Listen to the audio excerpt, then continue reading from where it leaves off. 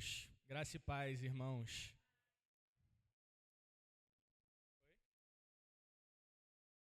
Ó, tem um brigadeiro super gostoso no final para você comprar, para ajudar no evento das mulheres. Abençoe e serás abençoado. Glória a Deus por... Alguém desligou o ventilador aqui, hein? Por enquanto não, daqui a pouco quem sabe. Você vai perceber, haverá sinais. Por enquanto não, tá tranquilo, por enquanto. Por enquanto tá tranquilo. Glória a Deus, né? Amém, irmãos. Glória a Deus por nós não sermos uma igreja religiosa, mas sermos uma igreja que anda em espírito, né? Que consegue se comunicar, consegue discernir, consegue entender das coisas espirituais. Que maravilhoso, eu recebi essa notícia junto com vocês, que maravilhoso a gente poder ter pastores que presidiam, tá certo? Presidem essa igreja. Eu sou filho do meu pai, vocês têm que lembrar disso. Qualquer erro de fala, já sabem. Mas eu acerto também porque eu sou filho da minha mãe, então...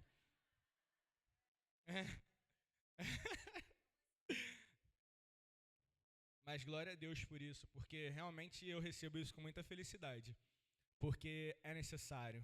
E a gente vai receber do fruto desse tempo de descanso. Amém? Será maravilhoso. E hoje eu quero compartilhar com vocês, dentro do tema mensal, eu quero falar sobre uma fé que não teme. Essa é a mensagem de hoje. Mas antes eu gostaria que você repetisse comigo. Espírito Santo, me faz sensível à sua voz. Amém. E eu queria pedir agora que você feche seus olhos para que a gente possa orar. Senhor Jesus, nós oramos nesse momento. O centro dessa mensagem é o Senhor, como sempre. Nós estaremos falando sobre fé.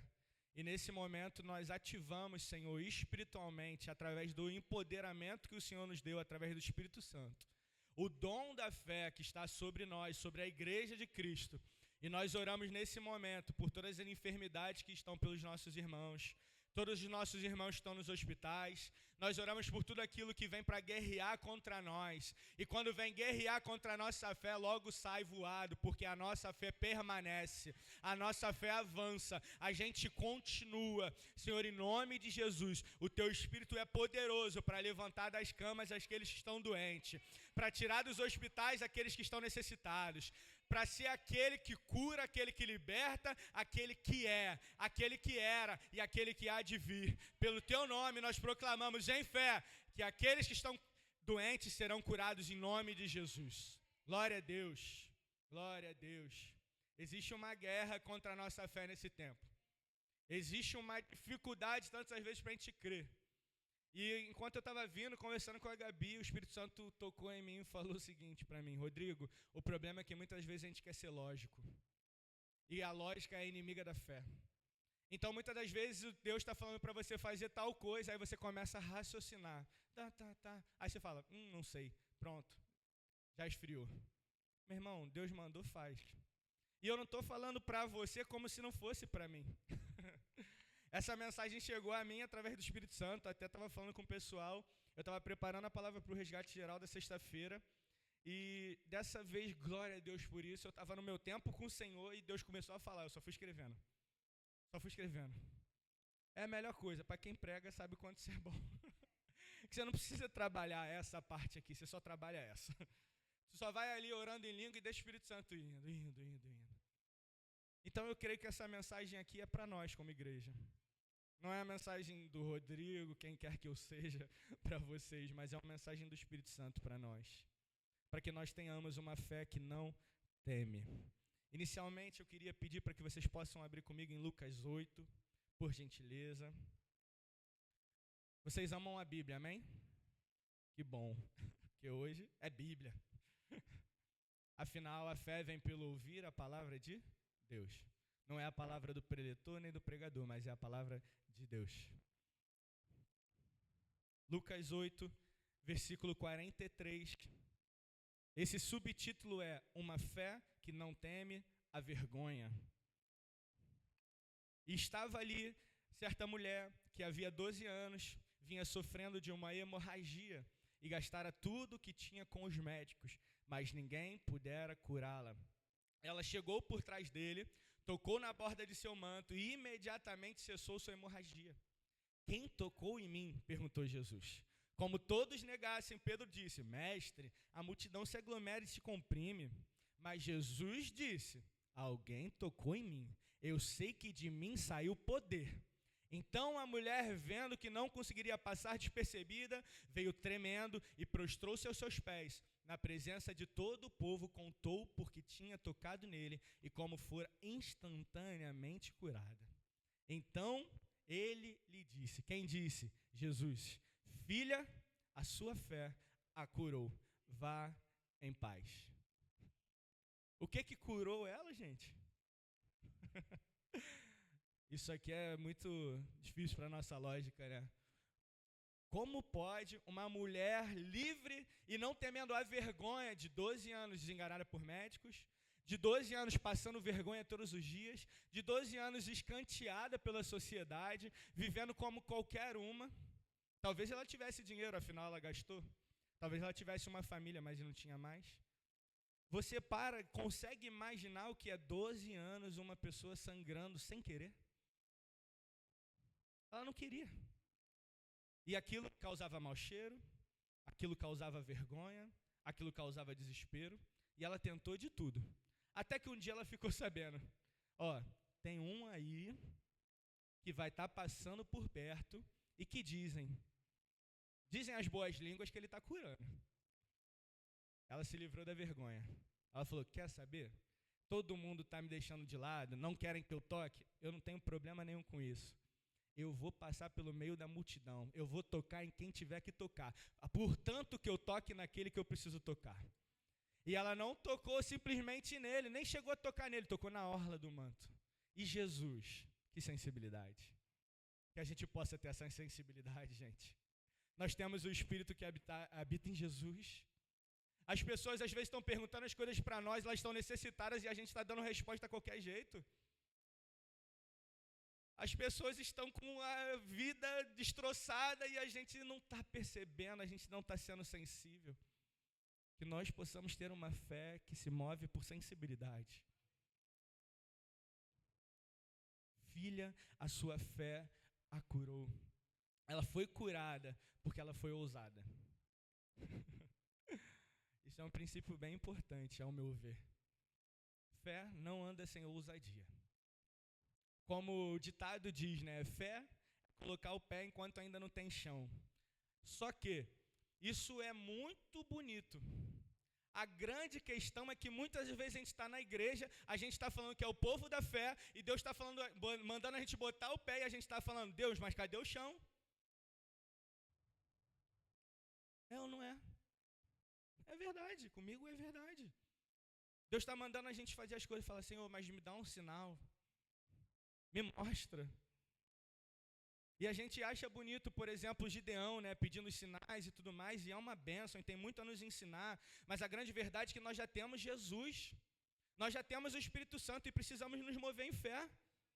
Nós já temos, Gideão não tinha, eu tenho, você tem.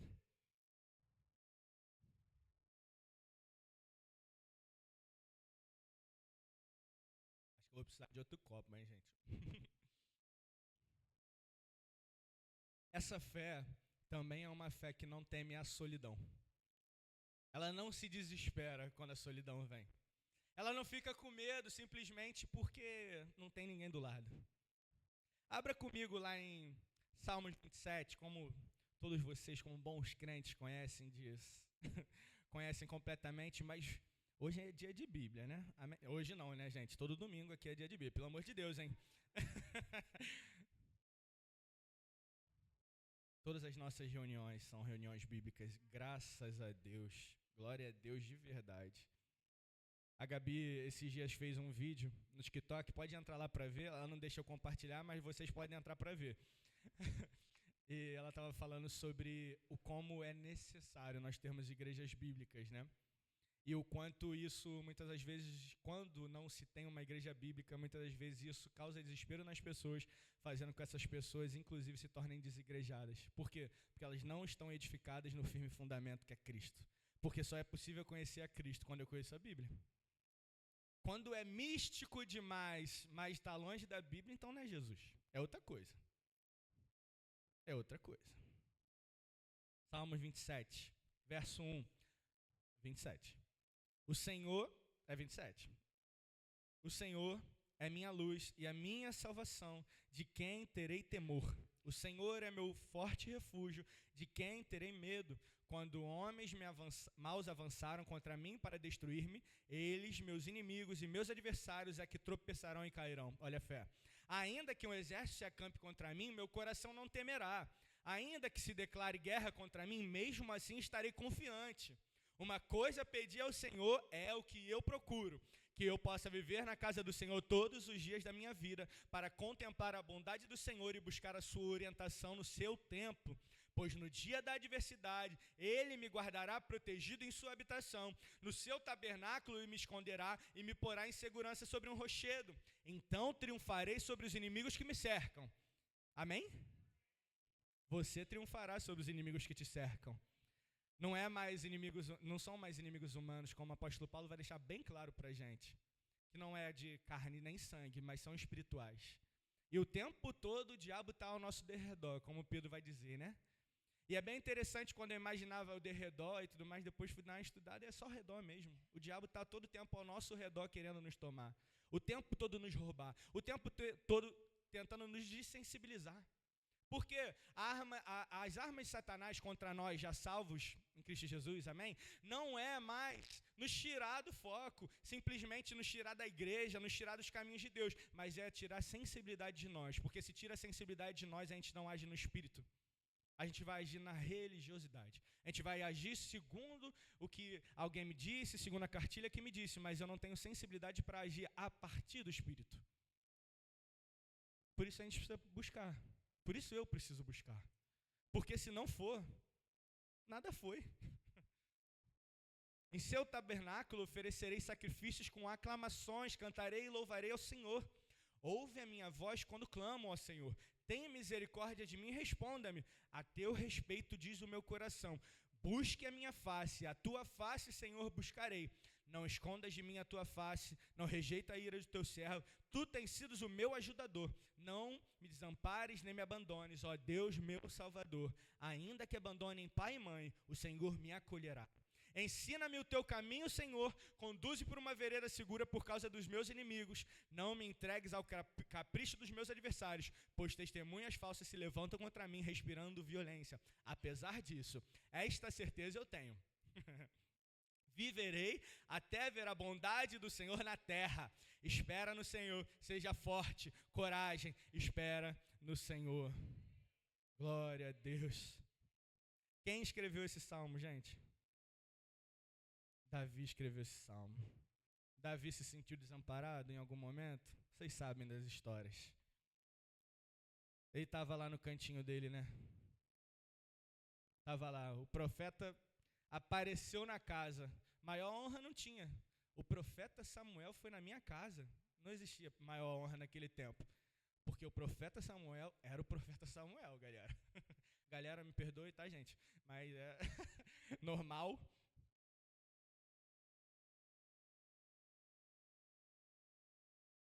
Então o profeta Samuel chega, chama todo mundo, mas não chama alguém. Alguém ficou largado, abandonado, esquecido. Não por Deus, né? Ele estava exatamente onde ele precisava estar. Davi não estava preocupado com as mesas de honra. É perceptível. É perceptível ao longo da história. Pecador, como eu, como você. Como eu, como você não, né? Ele ainda é melhor pecador do que eu e você. Eu sou pior do que ele. Porque ele foi melhor do que eu, pelo menos até o momento. Espero chegar nesse nível, né? Porque Davi era um homem segundo o coração de Deus. Gente, é muito... Imagina ter esse título de um homem segundo o coração de Deus. Imagina o profeta Samuel recebendo essa notícia. Olha, então, Saul se perdeu. Mas tem um menino, que é homem segundo o meu coração. Ele era menino, mas já era homem. Porque ele tinha postura de homem. Porque ele tinha jeito de homem. Porque ele caminhava como homem. Porque ele era, na fé, maduro o suficiente para ser chamado de homem por Deus. Então, muitas das vezes nós temos, quando eu digo homem, eu estou falando de ser humano.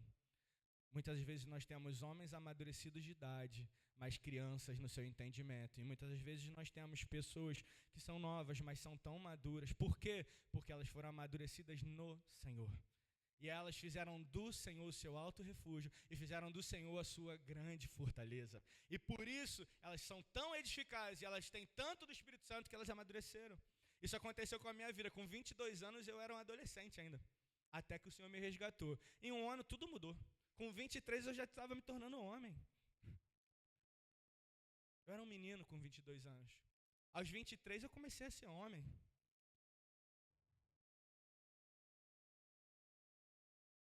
Nós precisamos ser sensíveis ao Senhor. Caminhar com fé, entendendo tudo aquilo que Ele tem para nos dizer. Tudo aquilo que Ele tem para fazer. Nós precisamos ser sensíveis o suficiente de falar: Deus, me faz enxergar o que eu sou ruim ainda? Me faz entender o que eu sou muito falho? Desculpa a palavra, mas, Senhor, me faz entender o que eu sou moleque? O que eu sou um menino? O que eu não deveria ser mais um menino, mas eu ainda sou? Essa é uma mensagem para todos nós.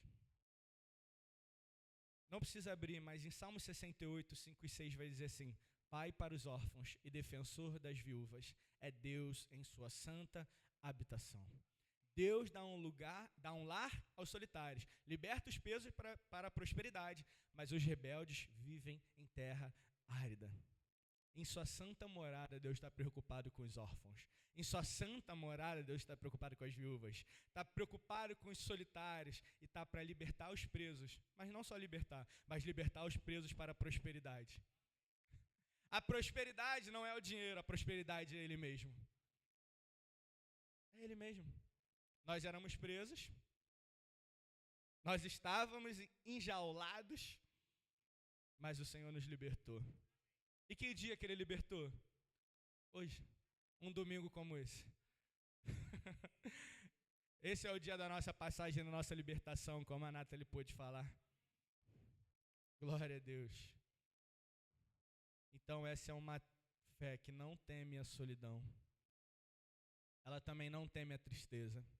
Nós estamos tendo a oportunidade nesse tempo de estar lendo o livro de Jó. E, meu irmão, tu vai lendo e tu vai sofrendo junto, aí a hora é raiva, a hora é tristeza, a hora é vontade de bater nos amigos, a hora é vontade de bater em Jó. Tu não sabe.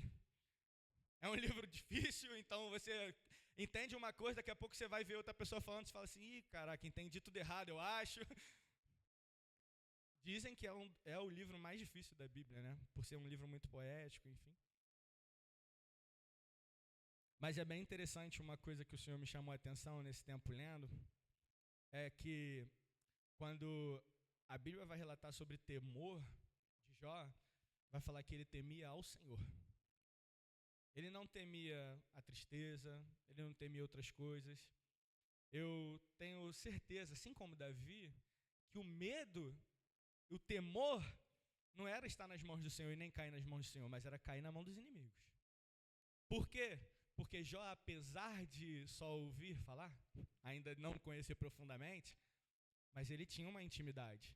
E isso é muito interessante para nós, porque se Jó, ele só ouvia falar e já tinha esse tamanho de coisa a fazer, já era um homem íntegro e justo, fazia as coisas do jeito certo e tinha essa condução que a gente lê na Bíblia, eu falo assim, isso ele nem conhecia? Ele só ouvia falar? Tá complicado, hein, Jó? Tá elevando muito o sarrafo. Jó não temia a tristeza. Ele não temeu a tristeza. Ele temeu o Senhor. É muito interessante como os amigos de Jó vão falar sobre a justiça, né? E é muito interessante como Deus enxerga Jó. Muitas das vezes tem muitas vozes se levantando falando que nós não somos justos, somos pecadores, que fizemos coisas erradas. E o ponto aqui não é dizer que Jó era justo por ser. Porque ele não era, porque ninguém acertou tudo. Como a Bíblia nos deixa claro, né? Todos pecaram e foram instituídos. Mas a grande questão é que Deus enxergava Jó nesse lugar. Deus via Jó como um homem justo. Deus via Jó como um homem íntegro. É bem interessante nos primeiros capítulos, quando o Satanás, o adversário, ele vai aparecer junto com os anjos, e ele aparece diante do Senhor e fala assim, deixa eu tocar nas coisas. E aí toca. E Jó permanece justo. Jó permanece íntegro, Jó permanece. Então, Satanás aparece de novo e fala assim, então, mas deixa eu tocar na vida. Porque é muito fácil, está tudo acontecendo ao redor, mas não está acontecendo na própria pele dele. Deus fala, então toca, só não pode matar. E vai e toca. E Jó permanece. Porque ele escolheu temer ao Senhor e não temer a tristeza. E ele foi abençoado. Precisamos deixar no lugar do temor o único a quem nós devemos temer de fato. Quando eu tiro Deus do lugar do temor e coloco a tristeza, eu coloco o medo, eu coloco outras coisas, então eu estou tirando Deus do lugar devido dele e eu estou colocando as outras coisas como lugar de idolatria. Então, muitas das vezes, o que a gente vê? Eu estava falando na sexta-feira, a gente vê pessoas que estão tristes, estão chateadas, o que elas vão fazer? Aí elas vão e botam uma música triste para ficar mais triste ainda. Eu não sou assim, gente. Se eu estou triste, eu quero ouvir piada para rir, porque eu não quero ficar triste. Mas em outros momentos, em outras coisas, pode ser que eu esteja tirando, esteja colocando o meu medo no lugar de honrar ao Senhor, e na verdade, eu estou deixando de colocar Ele nesse lugar, e eu estou colocando medo, eu estou colocando outras coisas. Será que o nosso temor a outras coisas tem tirado Deus do lugar que é digno? Muitas das vezes nós temos feito isso, e é verdade. A história de Jó nos ensina que Deus está no comando, governando e com 100% do controle em suas mãos. Deus deixa muito claro nos capítulos de resposta dele, muito claro. Aonde você estava, Jó, quando eu criei todas as coisas? Quem é você, Rodrigo, para me questionar? E olha que ele não tem nem problema com questionamento. É um Deus de graça e de misericórdia. Glória a Deus por isso. Se não fosse, esse domingo estava reservado a nós e não a ele. É uma fé que não teme a dificuldade. Abre comigo em Filipenses 4, um texto famosíssimo, talvez o mais famoso de todos dos crentes, junto com o Salmo 91.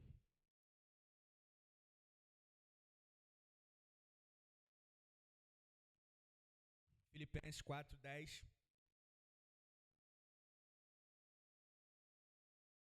Achamos? Alegro-me grandemente no Senhor, porque novamente vocês renovaram o seu interesse por mim.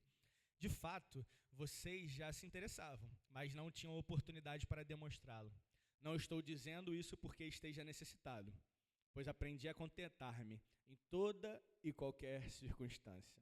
Sei o que é passar necessidade e sei o que é ter fartura. Aprendi a passar por toda e qualquer situação, seja bem alimentado, seja com fome, tendo muito ou passado necessidade. Tudo posso naquele que me fortalece. Esse é o tudo posso naquele que me fortalece verdadeiro. A gente usa isso para bênção, né? Tudo posso naquele que me fortalece. Mas Paulo está falando assim, ó, pode ser ruim. O tudo posso pode ser ruim. Eu posso estar passando por um momento ruim e eu vou falar, tudo posso naquele que me fortalece. Mas no momento que eu estiver bom também, eu tenho que falar, eu tudo posso naquele que me fortalece. Porque a gente tem uma grande mania feia, todos nós, de no momento da dificuldade a gente ser a irmãzinha do coque, que ora 24 horas por dia. Mas no momento da bonança e da felicidade, a gente esquece tudo e vai para a pizzaria. Nós, que a gente possa se lembrar do Senhor de dia e de noite, todos os dias, em todas as horas. E nenhum problema ir na pizzaria, como vocês podem ver. Infelizmente, talvez. Desculpa aos nutricionistas, né?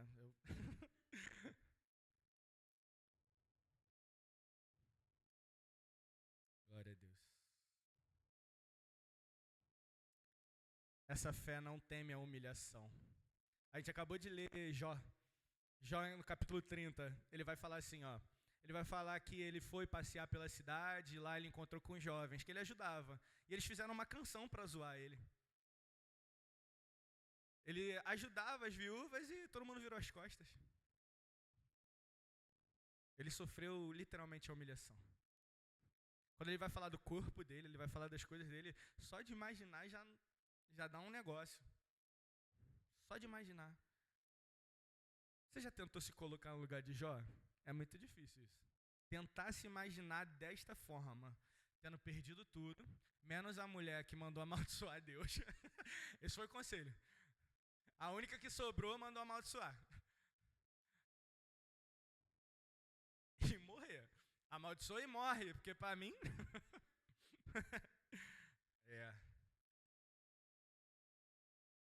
Ele fazia tudo por todo mundo.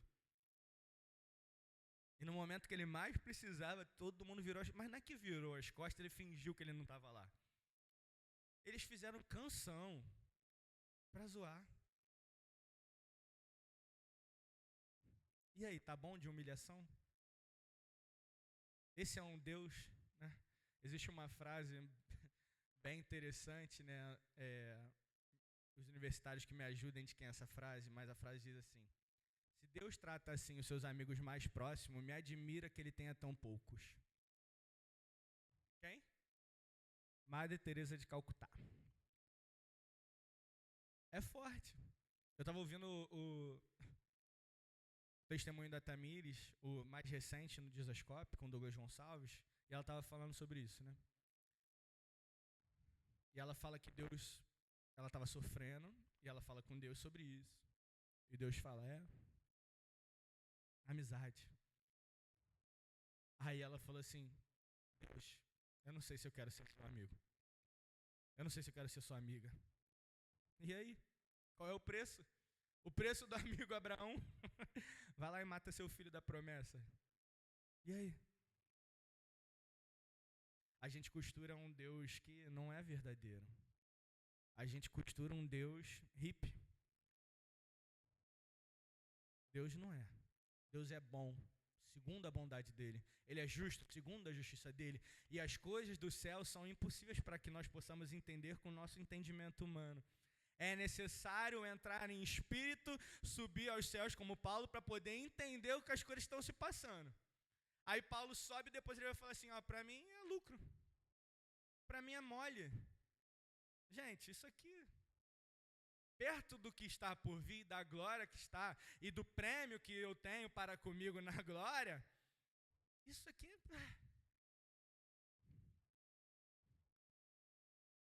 E o Senhor tem me confrontado muito, porque muitas vezes a gente chega aqui e a gente é muito cheio de fé, junto com os irmãos. Mas e no nosso dia a dia? E no nosso dia a dia? Existe alguém que foi mais humilhado do que Jesus? Isaías 53, não precisa abrir, até porque vocês conhecem o texto. 53, 3. Foi desprezado e rejeitado pelos homens, um homem de tristeza e familiarizado com o sofrimento. Como alguém de quem os homens escondem o rosto, foi desprezado, e nós não o tínhamos em estima. Certamente, ele tomou sobre si as nossas enfermidades, e sobre si levou as nossas doenças. Contudo, nós o consideramos castigado por Deus, por ele atingido e afligido. Mas ele foi transpassado por causa das nossas transgressões, foi esmagado por causa das nossas iniquidades. O castigo que nos trouxe a paz estava sobre ele, e pelas suas feridas fomos curados. Todos nós, tal qual ovelhas, nos desviamos, cada um de nós se voltou para o seu próprio caminho, e o Senhor fez cair sobre ele a iniquidade de todos nós. Ele foi oprimido e afligido, contudo não abriu a boca. Como um cordeiro foi levado para o matadouro, e como ovelha que diante dos seus tosqueadores fica calada, ele não abriu a sua boca. Uma fé que não teme a humilhação, um amor que não teme a humilhação. Nós, enquanto cristãos, a gente teme muito a humilhação, muito, muito. Mas aqueles que já acessaram um nível espiritual com o Senhor, de fato, eles não temem. Eles não vivem mais nessa era, né? Não está aqui alguém falando que não teme. Infelizmente, né? Mas pela fé. É pela fé. Tudo é pela fé, né? É engraçado porque eu estava refletindo sobre isso também, quanto à questão do tema do mês. E eu tenho ouvido muito pouco falar sobre fé, como já foi falado muito antes.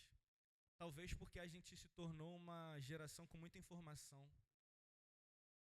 E aí parece que as coisas vão sendo descredibilizadas ou até vão se tornando autorizadas, né? Porque hoje a tecnologia nos mostra que realmente aquilo que nós acessamos pela fé é verdade. E aí começa a parecer que a ciência vai me dar a resposta, não, minha fé. Mas a ciência não vai te dar a resposta, até porque não foi a ciência que te salvou. Foi a fé no Cristo e pela graça nós somos salvos. É por Ele. Nós precisamos ser muito cuidadosos com a nossa fé. Ao longo dessa minha trajetória, eu vou fazer 10 anos de ter entregue minha vida para Jesus como Senhor e Salvador. E quantos momentos eu percebi minha fé sendo fraquejada, fraca, quase dissipando. Mas o Senhor sempre vinha, porque Ele não apaga, né? Ele não apaga. Esse é o nosso Senhor. Nós precisamos, como bom sacerdote que o Senhor nos chamou para ser, colocar lenha sobre o altar. E o fogo é dele, mas nós precisamos colocar lenha. Agora, essa lenha, que não é mais como era no Antigo Testamento, que a gente realmente pega a madeira e coloca lá, mas é uma lenha que vem através da fé. Se a gente não fizer através da fé as coisas, esquece. Uma fé que não teme a traição. A gente acabou de ler dentro do livro John Bevere, a isca de Satanás, ele vai falar de Davi e de Saul. Eu achei muito legal, muito maneiro aquilo ali que ele falou. E achei bem interessante, porque Saul simplesmente perseguiu Davi 21 vezes. Como pode, gente? Que doideira é essa, cara? Que obsessão é essa de, meu irmão, 21 vezes, gente? Isso é doideira, pô. Imagina alguém te perseguir 21 vezes, mas não qualquer alguém. Alguém que você admirava, alguém que você amava, alguém que você colocou em estima mais alta, em honra mais alta. Alguém que você estava ali todos os dias tocando para ele, para que os espíritos malignos fossem embora. Não é qualquer um, não. Era alguém que estava do lado. Era alguém que ele amava, alguém que ele admirava. Alguém que talvez ele olhava e falava assim, eu quero ser igual.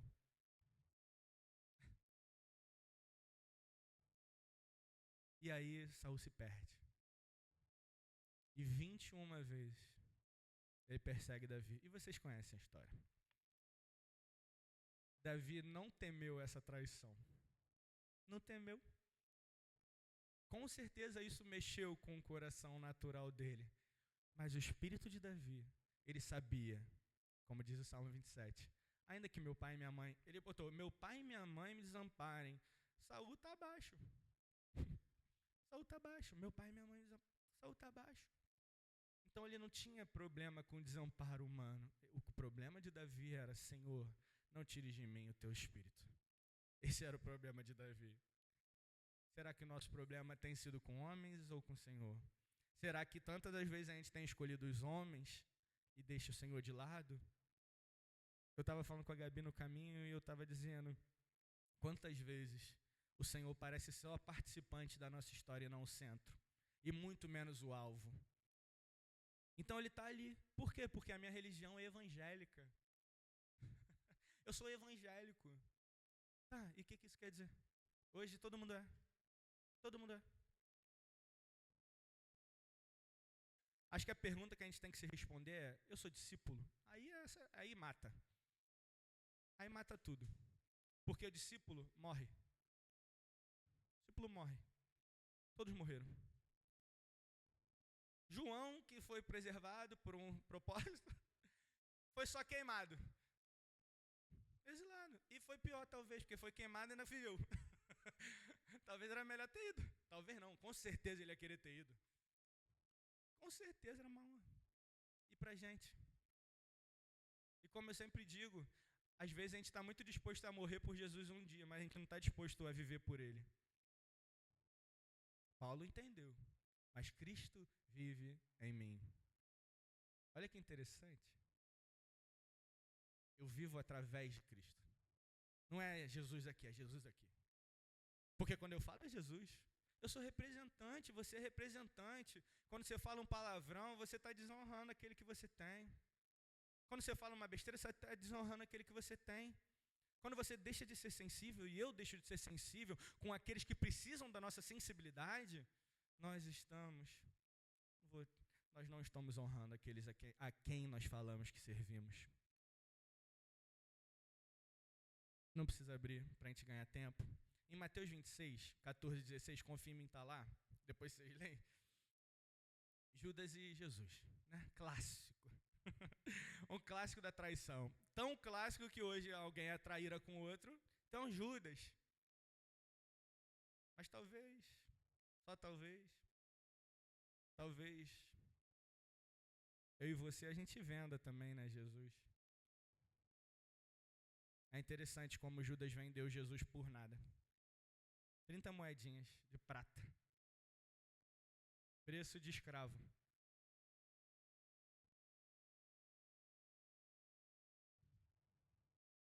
Quando Judas chega para entregar Jesus, qual é a resposta de Jesus? Amigo. Por quê? Porque o caráter do outro não é o meu caráter. Se o outro me trata como inimigo, eu tenho que tratar ele como amigo, como Jesus já nos ensinou. Se o outro não é amigo para comigo, mas eu sou amigo para com o outro, porque eu sou. O que eu sou não depende do que o outro é, porque eu não estou dando resposta para o outro, mas eu estou dando resposta para ele. Porque eu não honro aos outros porque eu quero honrar os outros, porque eu preciso honrar os outros, mas eu honro aos outros porque eu preciso honrar o meu mestre. Eu não amo os outros porque eles são tão amáveis assim. Eu amo aos outros porque o Senhor merece honra e glória, porque Ele nos amou ainda quando estávamos em pecado. Ah, Jesus. Jesus foi entregue. Essa é uma fé que não teme a tentação. Jesus no deserto foi levado pelo Espírito. A Bíblia vai nos ensinar que Deus a ninguém tenta, né? E amém por isso, glória a Deus. Mas nós temos tantas provações. Mas a tentação vem todos os dias. Como diz Thales Roberto, e todo dia vem a tentação. Vai cantar? Cantando para ela mesma.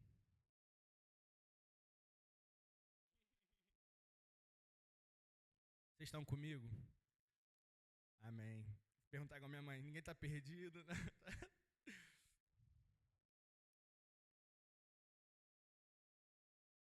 Uma fé que não teme a tentação. Por quê? Porque foi conduzido pelo Espírito. Porque quando a gente tem o Espírito, assim como Jesus, nós temos as respostas.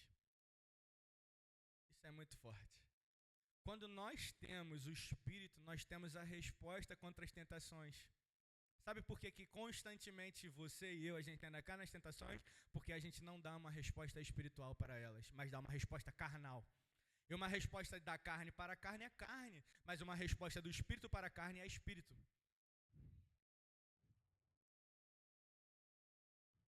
Glória a Deus. E por último, mas não menos importante,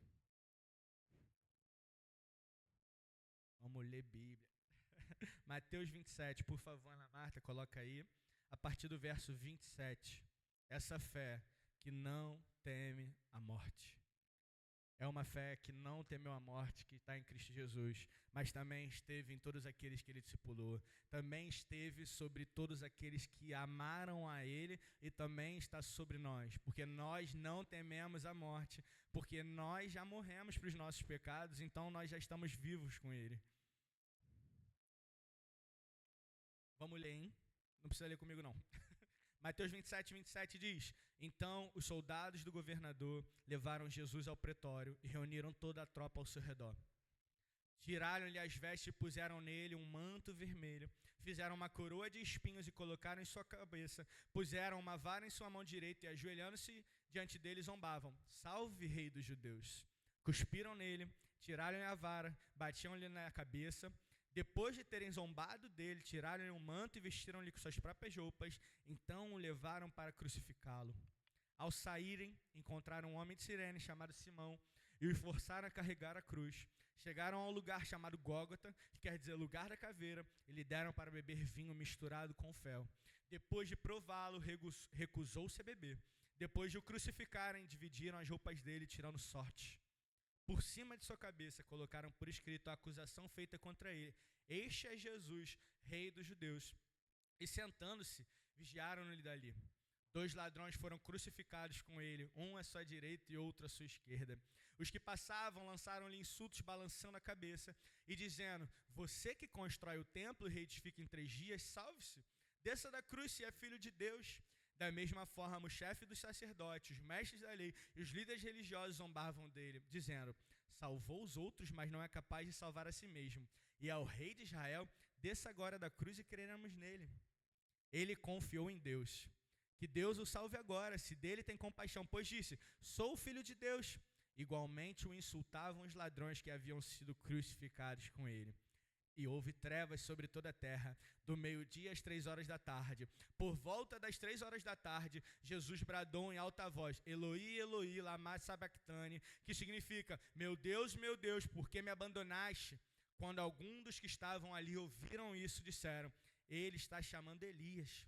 Imediatamente um deles correu em busca de uma esponja, embebedou em vinagre, colocou na ponta de uma vara e deu a Jesus para beber. Mas os outros disseram: deixe-no, vejamos se Elias vem salvá-lo. Depois de ter bradado novamente em alta voz, Jesus entregou o Espírito. Naquele momento o véu do santuário rasgou-se em 2 partes, de alto a baixo. A terra tremeu e as rochas se partiram. Os sepulcros se abriram e os corpos de muitos santos que tinham morrido foram ressuscitados. E saindo dos sepulcros depois da ressurreição de Jesus, entraram na cidade santa e apareceram a muitos. Quando o centurião e os que com ele vigiavam Jesus viram terremoto e tudo o que havia acontecido, ficaram aterrorizados e exclamaram: verdadeiramente este era o Filho de Deus. E hoje nós dizemos: verdadeiramente ele é o Filho de Deus, porque ele era, ele é e ele há de vir. Mas glória a Deus, a história não para aí. Mateus 28, a partir do verso 1, por gentileza, Ana. Uma fé que não teme a morte. Mateus 28, 1. Depois do sábado, tendo começado o primeiro dia da semana, Maria Madalena e a outra Maria foram ver o sepulcro. E eis que sobreveio um grande terremoto, pois um anjo do Senhor desceu do céu e, chegando ao sepulcro, rolou a pedra da entrada e assentou-se sobre ela. Sua aparência era como um relâmpago e suas vestes eram brancas como a neve. Os guardas tremeram de medo e ficaram como mortos. O anjo disse às mulheres: não tenham medo. Sei que vocês estão procurando Jesus, que foi crucificado. Fala comigo. Ele não está aqui. Ele ressuscitou. Glória a Deus. Aplauda o Senhor. Aplauda o Senhor. Dê cantos de júbilo. Louve ao Senhor.